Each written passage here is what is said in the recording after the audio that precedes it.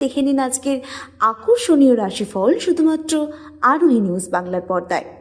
মেষ রাশি অর্থাৎ আগত রথযাত্রার পুণ্যতিথিতে আপনার কর্মক্ষেত্রে নতুন কোনো সুবর্ণ সুযোগ আসতে পারে।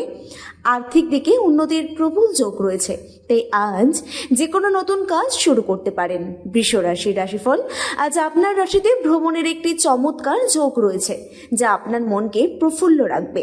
পারিবারিক যে কোনো পুরনো বিবাদ আজ আপনার মিটে যাওয়ার সম্ভাবনা রয়েছে। মিথুন রাশি, চতুর্থী ও রথের শুভ প্রভাবে আজ আপনার আটকে থাকা অর্থ হুট করেই উদ্ধার হতে পারে। বন্ধুদের সাথে আজ আনন্দ ও উৎসবের দরুণ সময় কাটবে। কর্কট রাশি, জগন্নাথ দেবের আশীর্বাদে আজ আপনার মানসিক ও শারীরিক শক্তি দ্বিগুণ হয়ে যাবে। ব্যবসায়িক ক্ষেত্রে কোনো বড় চুক্তি হওয়ার জন্য আজকের দিনটি অত্যন্ত শুভ। সিংহ রাশি, আজ আপনার রাশিতে আয় বৃদ্ধির একটি বিশেষ রাজযোগ রয়েছে। কর্মক্ষেত্রে বসের কাছ থেকে প্রশংসা এবং নতুন কোনো দায়িত্ব পেতে পারেন। কন্যা রাশি, রথযাত্রার আগত দিনে আধ্যাত্মিক কাজে যোগ দিলে আপনার মানসিক শান্তি ও মনোযোগ বহুগুণ বাড়বে। শিক্ষার্থীদের জন্য আজকের দিনটি অত্যন্ত শুভ এবং ফলদায়ক। তুলা রাশি, আজ আপনার জীবনে প্রেমের একটি নতুন জোয়ার আসতে পারে। অবিবাহিতদের বিয়ের যোগ তৈরি হবে। রথযাত্রার আগত শুভক্ষণে যে কোনো নতুন সম্পত্তি বা যানবাহন কেনার পরিকল্পনাও সফল হতে পারে।